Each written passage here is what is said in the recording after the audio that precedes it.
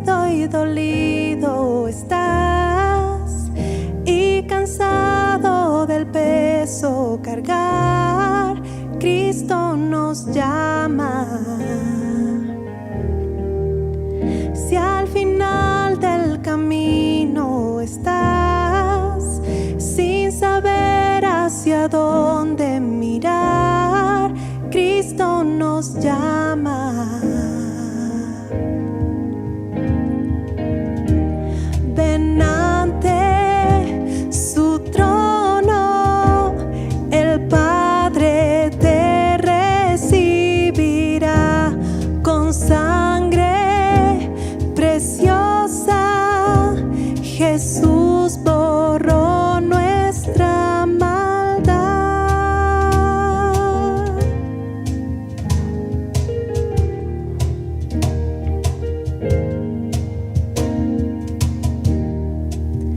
Deja atrás tu vergüenza y pesar.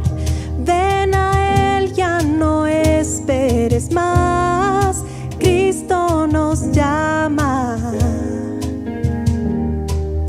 Trae toda tristeza al altar. Nueva vida Jesús te dará. Cristo nos llama.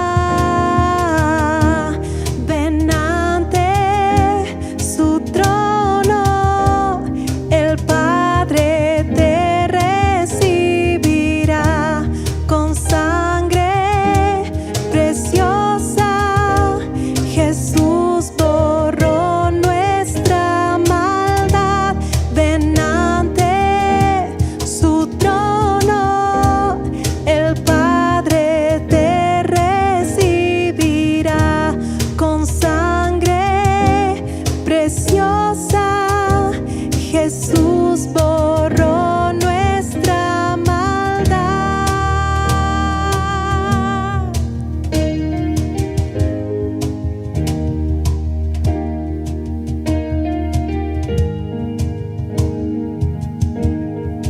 Oh, cuán hermoso es nuestro Salvador. Canta aleluya,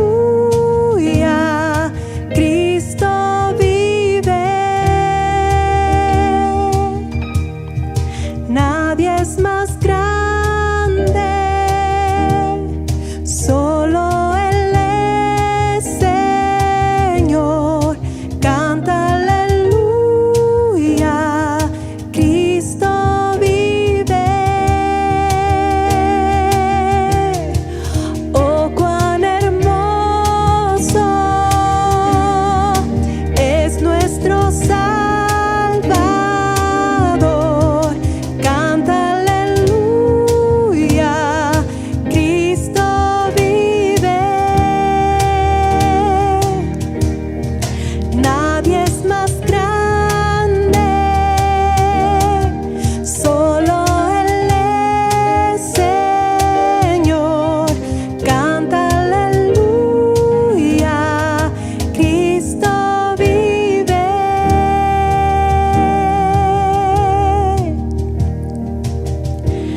Ven ante su trono, el Padre te recibirá con sangre preciosa.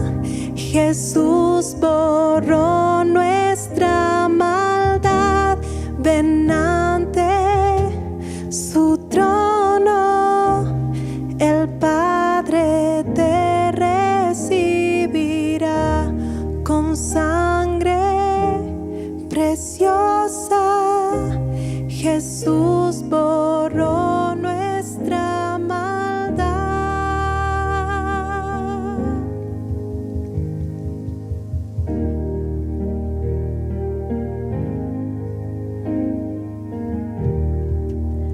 Hasta un día llegar frente a Él, de su amor a todos contaré. Bienvenidos al mensaje de esta semana. Les saludamos desde nuestra iglesia epicentro en la ciudad de Quito, Ecuador. Esperamos que esta serie titulada El Espíritu Santo haya servido para que cada familia pueda compartir la hermosa palabra de Dios. Así que esta palabra también de entendimiento a cada una de sus familias. Así que corre a buscar a tu padre, a tu madre, a tus hermanos, a tu esposa, a tus hijos y siéntate a compartir la palabra que hoy llegará a tu casa. La semana pasada estuvimos hablando de algunos significados de la gracia de Cristo. Dijimos al terminar el mensaje del domingo pasado que la gracia de Cristo significa lo máximo en belleza. La gracia de Cristo significa el gozo máximo que pueda sentir una persona. La gracia de Cristo significa los pensamientos puros de Dios en cada una de las personas. La gracia de Cristo significa favor, buena voluntad nacida de un amor desbordante e incondicional. Por cierto, un amor sin esperar recompensa alguna, ningún pago a cambio de ese amor. La gracia de Cristo significa la obra digna de elogio, visible, que pueda ser manifestada a través de las virtudes y muy por encima de algo común en nuestra vida, hecha por aquellos que gozan del Espíritu Santo. El significado original de esta palabra viene de los griegos. La palabra gracia significa o se traduce en lo máximo y belleza. Pero los griegos, de acuerdo a su intelecto, disfrutaban de esa búsqueda de la belleza por medio de la filosofía, los deportes, la poesía, el drama, la escultura y la arquitectura. Ellos basaban toda su relación en cómo el hombre evolucionaba. Cuando la belleza de algo producía gozo a quien lo veía, lo escuchaba, los griegos decían que estaba lleno de gracia. Claro está, esto correspondía al sentimiento humano y a la satisfacción que daba cada una de estas cosas a la percepción de los sentidos humanos. Este significado terminó ampliándose para incluir no solo la belleza de las cosas, sino también las obras, las acciones del hombre, los pensamientos bellos del ser humano, cómo florecían, cómo se daban a entender, cómo se visualizaban y, por supuesto, la elocuencia, cómo se transmitían los mensajes. Los griegos consideraban a todas estas cosas como gracia, pues se gozaba de unos privilegios terrenales estupendos para llamarlos: este hombre, esta mujer está llena de gracia. Por supuesto, todo esto para la percepción y satisfacción del sentimiento humano. También la palabra gracia tenía un segundo significado. Ese significado era favor, buena voluntad nacida de un amor desbordante e incondicional. Como dije antes, sin esperar ninguna recompensa a cambio de ese amor. Y el tercer significado humano de la palabra gracia tenía que ver con la obra del hombre, digna de elogio, que se manifestaba a través de las virtudes que se podían ver por encima de lo común o aquellas que trascendían de lo normal. Este elogio, por supuesto, provenía de una sociedad o de una comunidad donde convivía este hombre que sobresalía de estas gracias, como la llamaban, de esta elocuencia, de estas virtudes que salían o sobresalían de lo común. El apóstol Pablo, conocedor de la cultura griega, sintió la necesidad de transmitir a los ciudadanos griegos que había un gozo superior al que ellos sentían, haciendo una comparación con lo que ellos creían, con que cómo los atenienses basaban esa cultura de tratar de enviar al hombre por encima de Dios. Pablo conocía el concepto de la verdadera gracia que él propiamente o personalmente experimentaba, y sabía y conocía que no provenía de las cosas del hombre ni del mundo, sino de una relación muy especial con el Espíritu Santo. Pablo conocía el perdón incondicional de los pecados y las numerosas bendiciones de salvación que a través de Jesús, a través de esa muerte dolorosa en la cruz, había dejado para todos nosotros, llenas de belleza y de gracia. Cuando Pablo le predicaba a los atenienses, a los griegos, Pablo lo hizo desde la propia cultura griega. Podemos verlo en el libro de los Hechos, en el capítulo 17, y estudiarlo desde el versículo 16 al 34. Cómo Pablo se contrariaba también a los griegos. Dice el versículo 16 que se enardecía viendo la ciudad entregada a la idolatría. Todos sabemos que los griegos se basaban en diferentes dioses con D pequeña. Pablo discutía en las sinagogas judías de los griegos, que creían que la meta máxima de la vida era el tener el placer por los sentidos.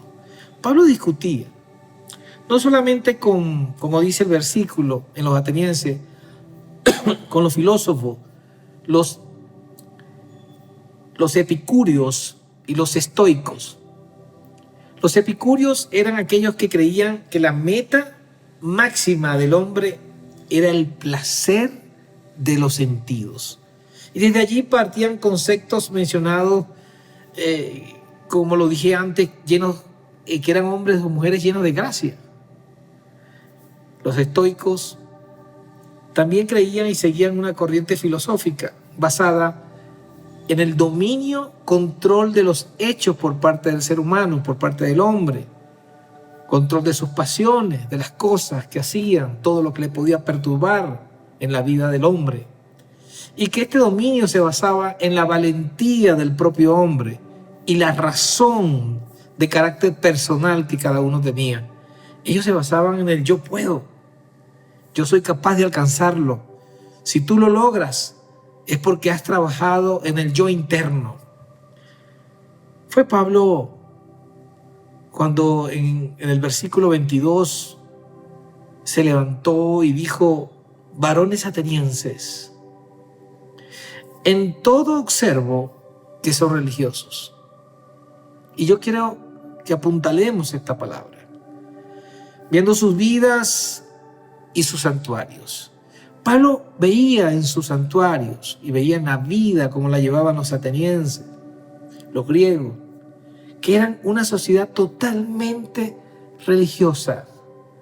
Dice Pablo: también vi en sus santuarios, aprovechando desde la propia cultura griega, un altar cuya inscripción decía: a este también servimos y adoramos. Decía: al Dios de lo desconocido. Al Dios no conocido. Al que ustedes mismos adoran sin conocerle, les mencionaba Pablo. De ese Dios, dijo Pablo, vengo a hablarles hoy.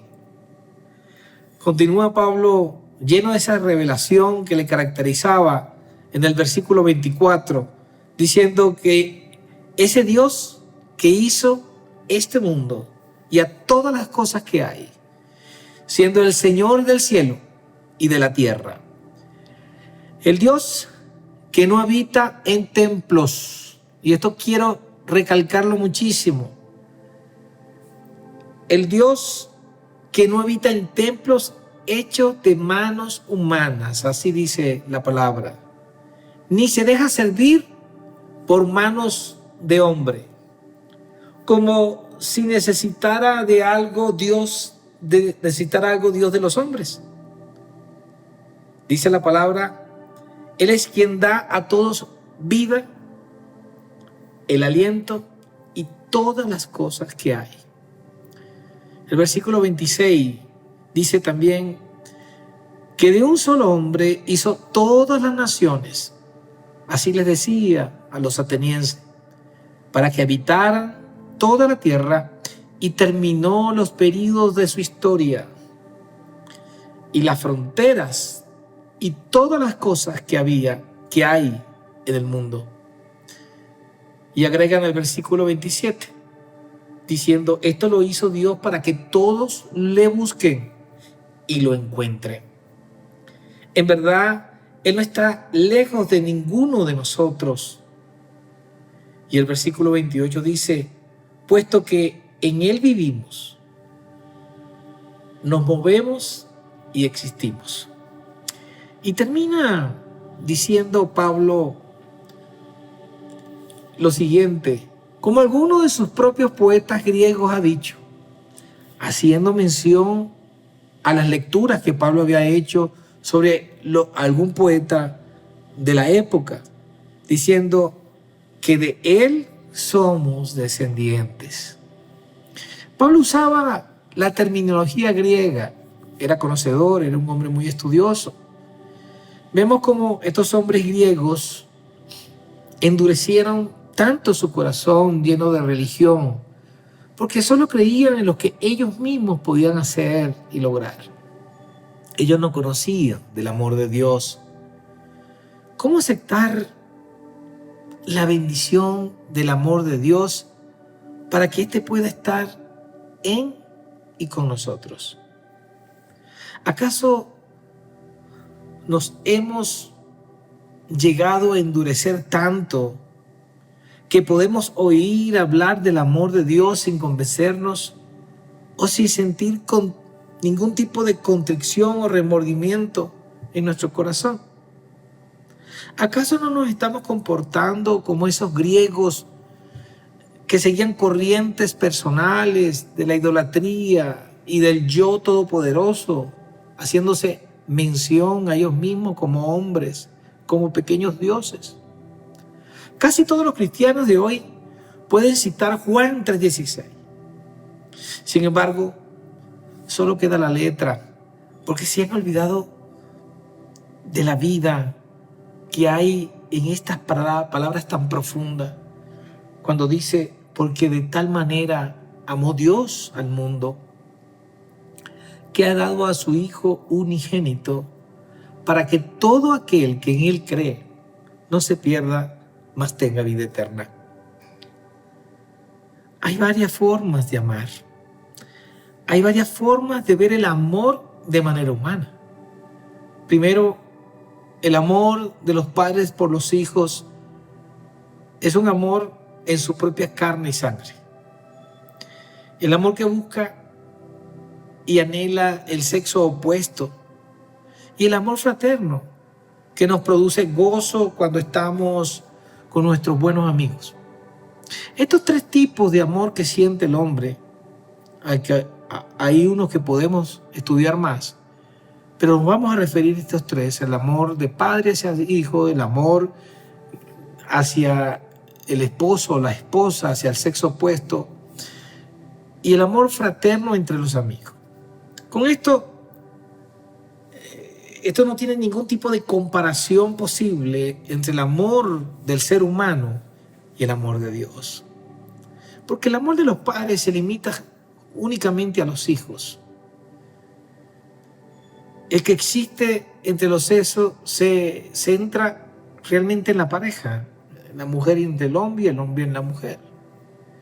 Aún el amor entre los amigos comienza a desaparecer si uno de los dos nunca recibe nada a cambio de su estimación por el otro o su interés por la otra persona.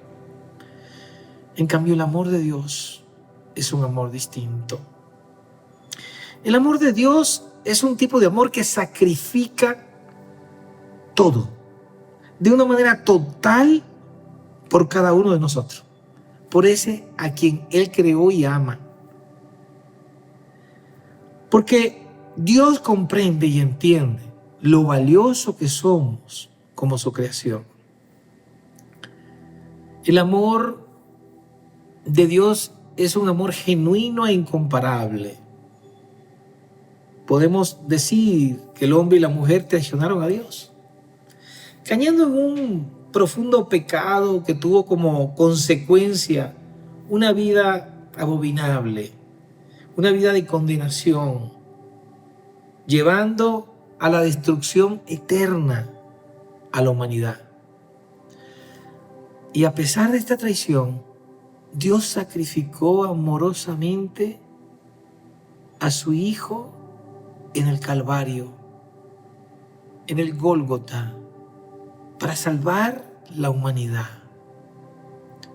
Porque cada una de las almas para Dios tiene un precio infinito. Así es el amor divino, que no puede ser comparado con el amor de Dios. Aunque la humanidad esté caída en el pecado, internamente posee la imagen de Dios.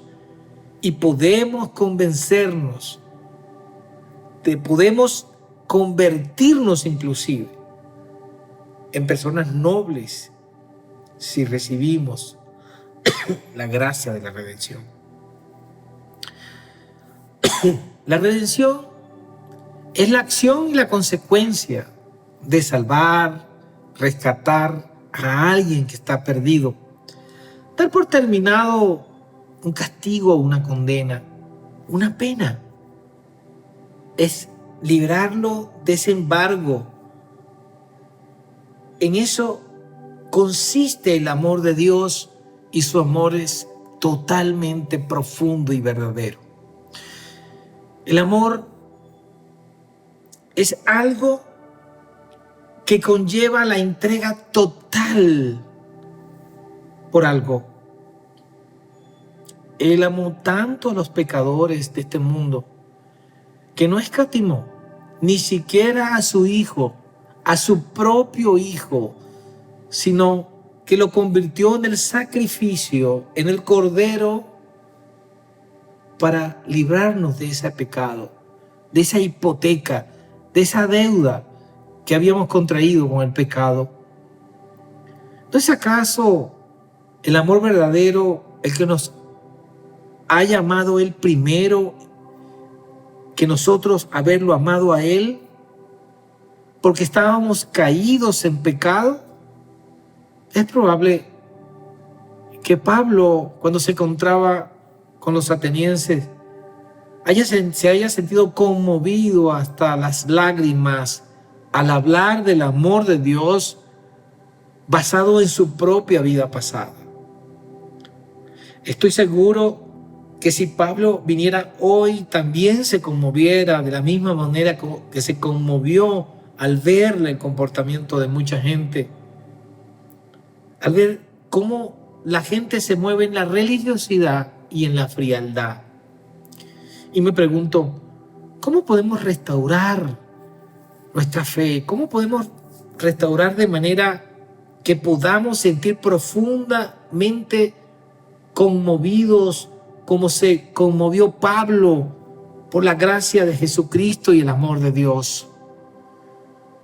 ¿Dónde está la senda que nos conduce a esa restauración? Hay una respuesta en el clamor del Espíritu Santo, pero también debe haber una respuesta en el clamor de nuestro propio espíritu, y se halla en la comunión de nuestro espíritu con el Espíritu Santo. Y es el Espíritu Santo quien derrama toda la gracia y todo el amor en nuestro espíritu por medio de la comunicación con Él. La palabra comunión conlleva una relación de convivir juntos.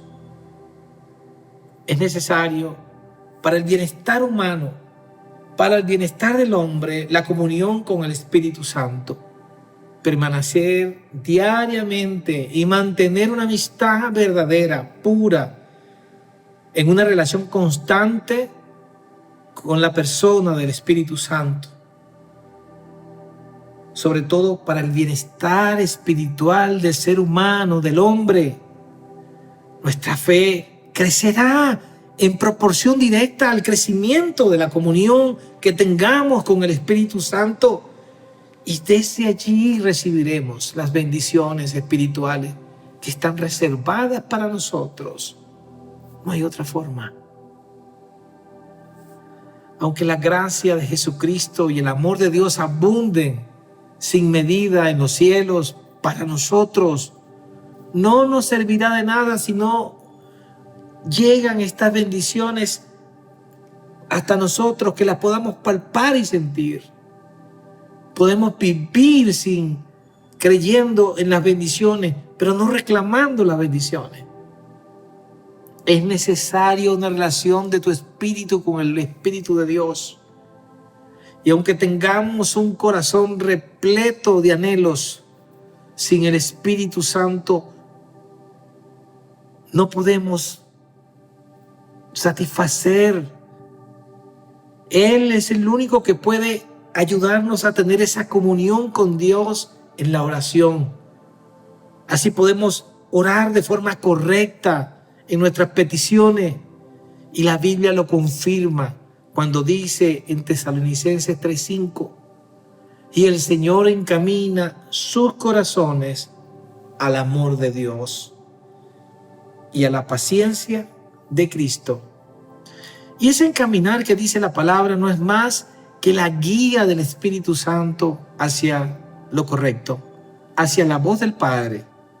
Este versículo se refiere a la obra del Espíritu Santo, puesto que es Él que nos dirige al amor de Dios, Él que nos guía, y a esperar pacientemente en Cristo que todas esas bendiciones vienen para nosotros. Así lo dijo Jesús cuando habló de la conveniencia que viniese a nuestro Consolador, nuestro intercesor, y era necesario que Él se fuese. Por muy abundante que sea la gracia de Jesucristo y el amor de Dios para cada uno de nosotros, si no dejamos que el Espíritu Santo dirija nuestro corazón a esa gracia, a ese amor, nuestra fe se convierte en una simple fe de obras y de palabras muertas. Y cuando venga el Espíritu Santo, dice la palabra, convencerá al mundo de pecado, de justicia y de juicio.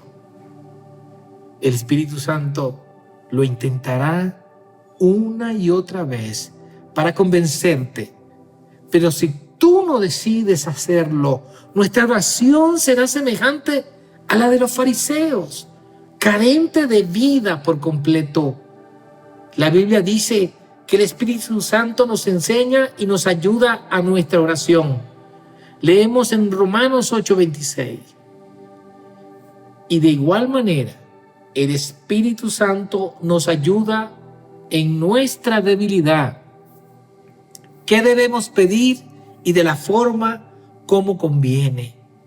No lo sabemos, pero el Espíritu Santo intercede por nosotros con gemidos indecibles, porque Él es nuestro intercesor. No lo olvidemos nunca. En Judas 1:20 señala que el lugar es el lugar que tiene el Espíritu Santo en cada una de nuestras vidas, en nuestra vida de oración. Dice la palabra, pero vosotros, amados, edificándoos sobre nuestra santísima fe, orando, dice, en el Espíritu Santo. En significa dentro, en comunión. No podemos orar dejando el Espíritu Santo de un lado. La palabra comunión la usa Pablo en su bendición a los Corintios, cuando dice la comunión del Espíritu Santo con todos, sea con todos vosotros. Tiene un sentido muy profundo. Es el compañerismo que necesitamos tener de nuestro espíritu con el Espíritu Santo. Y el primer significado de esta palabra compañerismo se basa en una amistad íntima y profunda. Lo que hace es que sin este compañerismo con el Espíritu Santo no es posible tener una vida espiritual. No puedes estar escondido, apartado del Espíritu de Dios, porque Él es lo que Jesús nos dejó antes de partir, para que desarrollemos una fe poderosa, una fe triunfante. Tú no puedes obtener ni recibir de las personas cercanas a ti, de las personas que mantienes una excelente relación, las mismas prerrogativas de aquellas con que no tienes una buena relación. Así que en la iglesia primitiva, en la iglesia de aquellos tiempos, abundaba la oración fervorosa, abundaba la pasión, el entusiasmo entre unos y otros, la vitalidad y la gratitud con que se relacionaban los miembros de la iglesia. Era una vida comunitaria y brotaba de ellas como un poderoso manantial la consecuencia profunda de esa relación y de esa pasión de compañerismo que había entre ellos y el Espíritu Santo. Ellos se gozaban con el éxito del prójimo, ellos se gozaban con ayudar los unos, ayudándose unos a otros. Hoy en día nos estamos conformando con las formalidades externas de la religión y con las áridas ceremonias del culto. Muchos consideran las iglesias como simples lugares de encuentros sociales, de ese lugar donde existe la comunicación social. Muchos están demostrando en esta pandemia que siempre han estado alejados de Dios cuando asumen una actitud de no reunirse, no congregarse de la manera que podemos hacerlo. Oído a esto que estoy diciendo. Solo lo podemos hacer vía las plataformas digitales. Sabemos que no son escuchadas ni son congregados por el número de personas que asistían a los templos. Porque cuando existían los templos se llenaban, pero hoy solo el 20 o el 30% siguen la palabra de Dios a través y se congregan en familia a través de estos medios. ¿Saben por qué? Porque la mayoría está esperando que abran los templos para volver al ritual dominguero. Existe un vacío en muchos cristianos. Anhelan la gracia con G pequeña, la gracia ateniense, la gracia de la satisfacción personal, de la satisfacción temporal, aquella que conseguimos los domingos en el templo. Este vacío ha hecho que aquellos que se aproximan a Jesús, aquellos que están entrando por vez primera a conocer la palabra, ven en estos cristianos realmente un mal ejemplo y sienten hasta repugnancia por el cristianismo y las formas que hoy se exhiben públicamente. Se sienten desilusionados porque en la iglesia no encuentran más que unas formas de control y de prohibición. Y no van más allá. Y no ven en ellos y en los que formamos parte de la iglesia quizás una vida espiritual que ellos anhelan. Pero si quieres llevar una vida espiritual, una vida llena de la verdad de Jesús, quien ya nos perdonó y nos redimió del pecado, lo único que debemos hacer es voltear nuestra mirada a la palabra y a la sana doctrina de Dios y creer que nos dejó a un Consolador, un intercesor. Nos dejó el Espíritu Santo, cuya misión es cuidar y convencernos que hay una gracia infinita que está preparada para nosotros, y comencemos a dar el buen ejemplo para otros que aún no conocen la palabra de Dios. Lo que necesita la iglesia del presente es poder proporcionar algo que apasione a las personas. Y es que enseñemos el poder del Espíritu Santo a través de líderes llenos de la presencia de Dios. Desde el mismo momento en que una iglesia se encuentra completamente llena de programas y procesos, se despersonaliza y se ausenta del verdadero propósito que Dios quiere en su iglesia.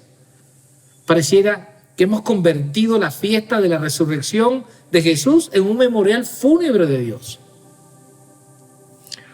Debemos ser una institución viva del poder de Dios, algo transformador. La respuesta al problema es tener líderes con una ferviente amistad con el Espíritu Santo. Y veremos el poder sobrenatural de Dios en cada lugar, en cada esquina, por todos lados. Porque sin la presencia del Espíritu Santo, la iglesia se enfría. La adoración se convierte en simplemente un espectáculo mecánico. La fe pierde la ardiente pasión que se necesita, la verdadera profundidad que hay en estos mensajes, e incluso en aquel que es reflejado en el interior de cada persona que habita y que asiste. Dejemos que fluya el Espíritu Santo en nuestras iglesias, pero primeramente en nuestro corazón, y dejemos que las normas, las reglas de los presbiterios y denominaciones para otro momento y otro lugar. Comencemos a dejar que el Espíritu Santo sea el dueño y Señor de la iglesia, de la vida del ser humano, de la vida del creyente, haciendo discípulos que puedan multiplicarse en otros. Y dejemos que la libertad del Espíritu Santo llene de poder y de gloria, la gloria de Dios en cada uno de esos hombres que reciben palabra sana. Que la gracia del Espíritu Santo para que la iglesia de Cristo sea llena de discípulos, ejerciendo en ellos el amor y el poder, para que ellos puedan ver y puedan ser un semillero donde podamos ver salir apóstoles, pastores, evangelistas, profetas, maestros, para que como un solo equipo puedan hacer la voluntad del Padre. En el libro de Hechos, capítulo 19, versículo 2, Pablo hizo una pregunta a un grupo de efesios que daban la impresión de hallarse cansados y derrotados. Dice: ¿recibiste acaso el Espíritu Santo cuando creíste? Y ellos respondieron: ni siquiera hemos oído si hay Espíritu Santo. Y esto es exactamente lo que puede estar pasando, o lo que está pasando hoy en día. Muchos no han oído del Espíritu Santo. Muchos salen de los discipulados, incluso de institutos bíblicos, y solo se les enseña vagamente que es la tercera persona del Dios mismo. Pero he visto cómo líderes de iglesia y de grupos no tienen la pasión suficiente, la diligencia, el compromiso por la obra de Dios. Muchos quieren cargos, puestos, pero no rebaños. Ellos solo lo ven como un trabajo, y si pueden actuar desde su espíritu de gracia, lo harán, aplicando su autosuficiencia. Comienzan a trabajar solos, no entregan cuentas. Creen que la iniciativa del hombre es no reportar, y terminan confundidos, frustrados, cansados y derrotados, como dice el libro de Hechos, capítulo 19, versículo 2. Cuando Jesús vio que sus discípulos estaban angustiados y sin esperanza, les prometió que el Espíritu Santo vendría a morar en su espíritu. En el libro de Juan, en el capítulo 14, del 16 al 18, dice: y yo rogaré al Padre y os daré un consolador. Otro consolador, dice específicamente, para que esté con vosotros para siempre, dice. Y no lo dejaré huérfano, dice, y vendré a vosotros. Podemos hacer que esta promesa que ve reflejada en la palabra de Dios, pero la realidad hoy día de los creyentes es que no han oído hablar del Espíritu Santo. Y Dios, el propio Jesús, como una sola persona, están en la persona del Espíritu Santo. ¿Cómo tener esa comunión con el Espíritu Santo? Debemos saber y reconocer si el Espíritu Santo está presente en ti y en tu congregación. Y si oyes de tus líderes continuamente su presencia, su anhelo, anhelando ardientemente que sea el Espíritu Santo quien guíe cada cosa, abriéndole el corazón de manera que se establezca una confianza continua y firme entre el Espíritu Santo y cada uno de los miembros de la iglesia. Si el amor de Dios y la gracia de Jesús alcanzan nuestro espíritu a través de la amistad y la comunión con el Espíritu Santo en todo lo que hacemos, en todo lo que hace la congregación, en todos los planes y en todo lo que hacen los líderes. Si hay libertad para dejar la manifestación del Espíritu Santo se mueva como quiera en los cultos, en cada acto realizado en y por la congregación. Si hay un grupo ministerial de intercesores activos haciendo vallado alrededor de la congregación y de sus miembros.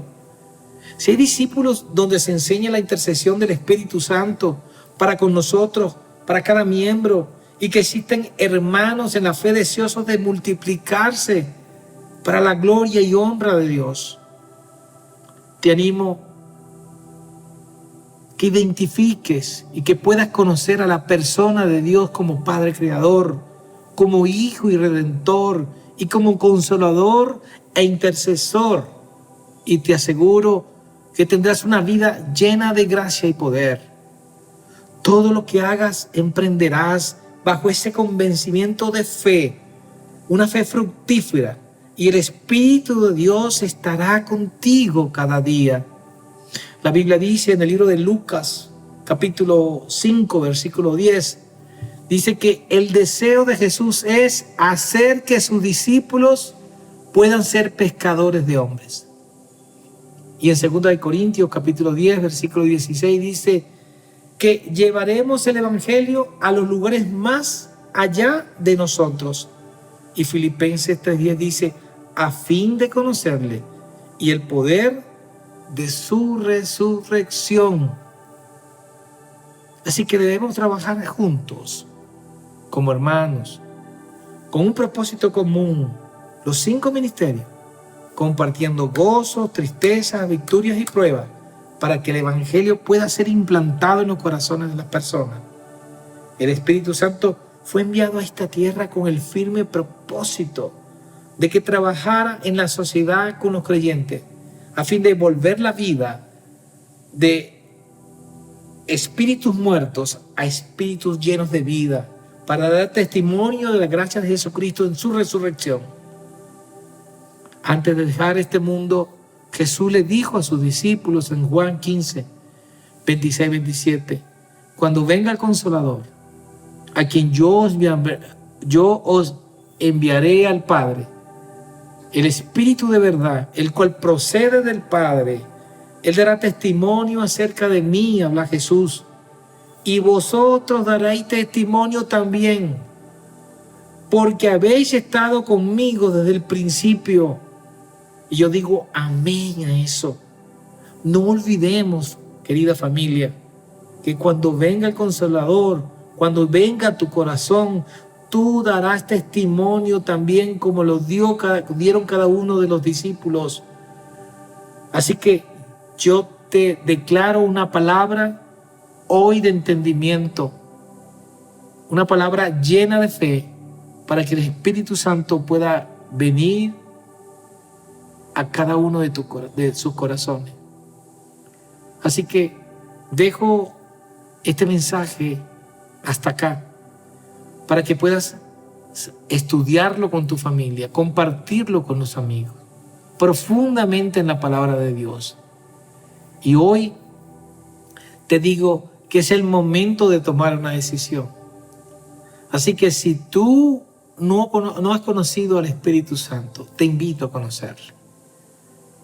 Acéptalo en tu corazón y declara con tu boca que Jesús murió en la cruz y resucitó el tercer día para librarnos de todo pecado y hacernos libres.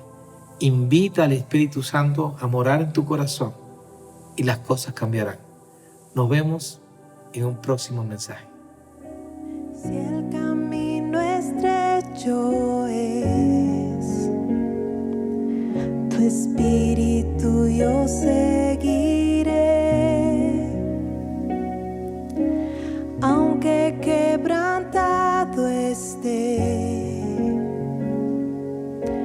cada pieza te daré.